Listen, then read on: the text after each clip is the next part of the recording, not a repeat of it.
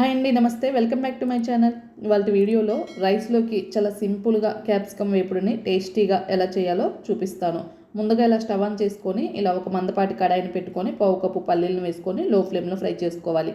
పల్లీలు ఇలా లైట్గా ఫ్రై అయిన తర్వాత కారానికి తగినట్లుగా 6-7 ఎండుమిర్చిని, అలాగే కొన్ని ఎండు కొబ్బరి ముక్కలను, 1 టీ స్పూన్ ధనియాలను, 1/2 టీ స్పూన్ జీలకర్రను, 1 టీ స్పూన్ నువ్వులను వేసుకొని ఫ్లేమ్ని లోలోనే ఉంచుకొని ఫ్రై చేసుకోవాలి.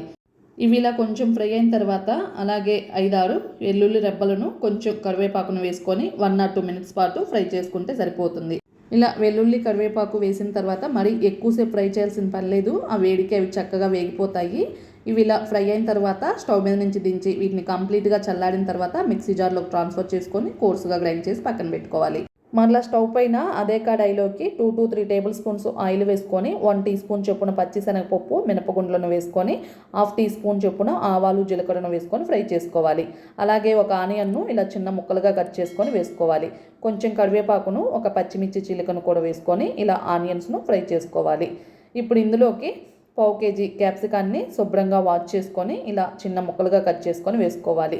ఇలా వద్దు అనుకుంటే మీరు పొడవు ముక్కలుగా అయినా కట్ చేసుకోవచ్చు. ఇలా మూత పెట్టుకొని 5 నిమిషాల పాటు లో ఫ్లేమ్లోనే మగ్గించుకోవాలి.